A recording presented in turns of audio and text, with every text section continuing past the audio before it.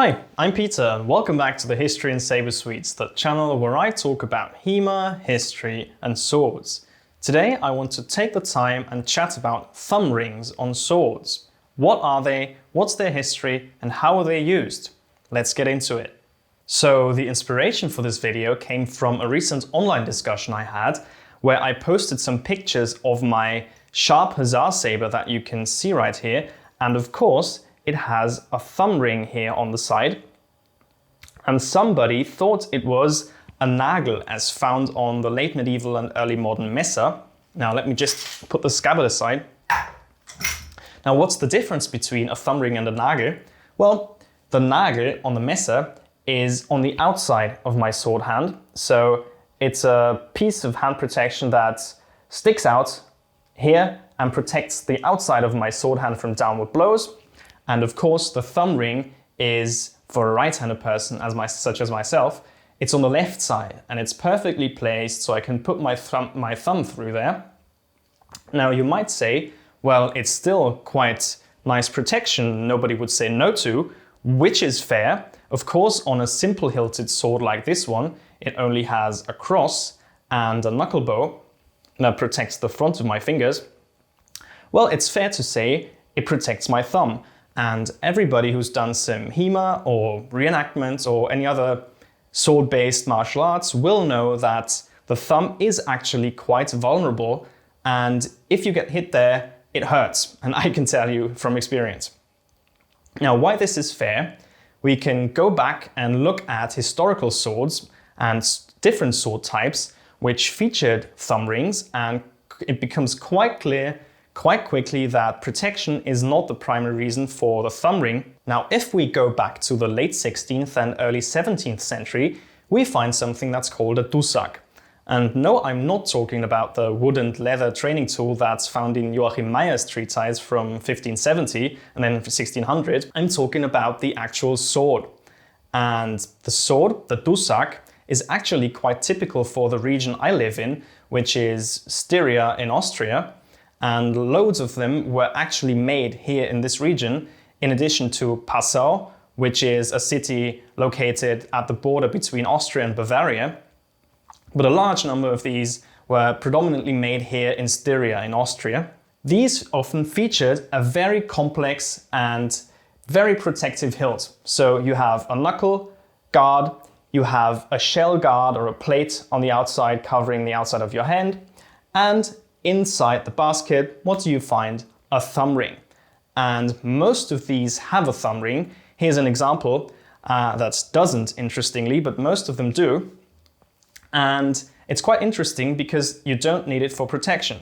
The thumb is pretty much fully enclosed, and what you often find is a half ring. So a C-shaped ring that comes from below and ends right around here. So the top half is missing, but you still have a half ring to put your thumb and to place your thumb and grip the sword that way.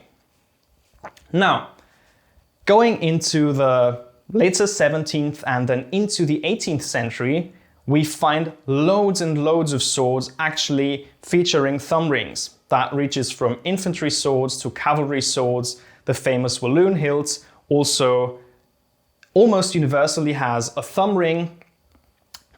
Infantry sabers, cavalry sabers, straight-bladed swords, basket-hilted swords, simple hilted swords like these, all kind of swords featured the thumb ring very, very commonly in the 17th and 18th centuries, right around until the mid-18th century, where they were still really common, and then they get less and less. Now, why does the thumb ring practically die out in the latter part of the 18th century? Well, it's to do with fashion, but it's also to do with fencing techniques. Now, if we look at Meyer, for example, which I already mentioned, it's still a system that is very much rooted in medieval German fencing technique and stance. So it's not linear, but you traverse a whole lot. And what it does is it features cuts that are very often using your shoulder and elbow a lot, whereas late 18th and 19th century fencing sources use the wrist a lot. Now, in these earlier systems, the cut was very, very important, and the cut was also used a lot by employing a hammer grip like this. Now, if you have a hammer grip, the thumb ring supports your thumb and you gain extra leverage, and some systems like the Polish cross-cutting art, as far as I know, I'm really, really not an expert on this kind of field. It also, I've been told this, it also helps, the thumb ring also helps in recovering the blade and aids in false edge cuts that way. Yeah, might be true, I'm not an expert, but I can imagine how it works. Now, the whole thing, the whole idea, the functional aspect of it is not too dissimilar from side rings that you also find in the late medieval period into the Renaissance, where people started putting their index fingers over the guard on simple cross-hilted swords and then complex hilted sword as well. And this also helps you gain leverage, and it's also quite comfortable, I have to say. So putting your thumb over the guard feels good, and it also helps in maybe in getting the points online. But yeah, that's what people started doing. And what you find is rings going up from the guard towards the ricasso, protecting your finger and therefore enabling you to put your finger over the cross because it's protected. So yeah, and the idea is quite similar to a thumb ring, just on the other side 90 degrees. So you gain leverage, you can recover the sword, and at the same time it's also protected, but as we found, that's quite not the primary purpose of the thumb ring. Now, another functional advantage of the thumb ring is edge alignment, because holding it like this, you're kind of forced to grip the sword in a hammer grip, and it doesn't turn very easily in your hand because your thumb helps you clench your wrist, your thumb and your index finger around the top of the grip, and it can't really turn in your hand because the thumb ring locks it firmly into your hand, which of course helps with edge alignment in cutting-based systems and really helps you in aligning the edge and prevents the sword from slipping your grip. Now, a possible disadvantage of this is that your thumb is locked in place. So the same thing that's an advantage can also be a disadvantage, because sometimes in later systems, cavalry and infantry, and going into the use of small swords or straight cavalry swords, what you want is you want to put your thumb on the back of the grip for thrust work or just for general use. And this is of course not supported by a thumb ring.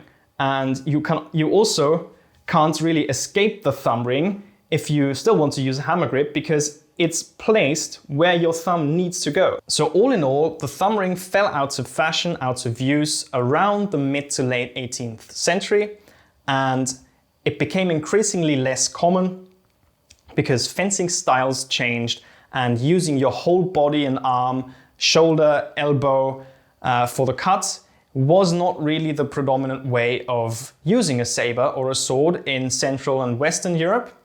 And therefore, it just fell out of use. And as the wrist became more dominant in the cut, it was also just impractical, because you don't want your hand to be locked in place all the time.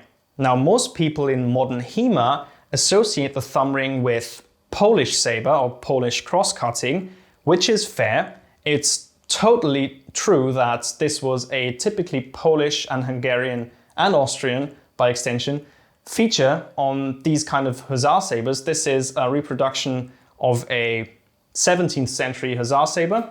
So these were very, very common, and they are typically Polish, but I still want to stress that a lot of European swords, from Poland through to Spain and from the British Isles to Hungary, every nation, every area in Europe had swords with thumb rings, and they were really, really popular for around 200 years. So from the mid to late 16th to the mid 18th century, they were very popular on all kinds of different swords, with different lengths, cavalry, infantry, doesn't matter, and they fell out of use in the mid to late 18th century. So yes, they are commonly known as being typically Hungarian, Polish, Austrian, but they were used on a lot of different swords. Now, I do hope you have a clearer understanding of the thumb ring and its history than you did before.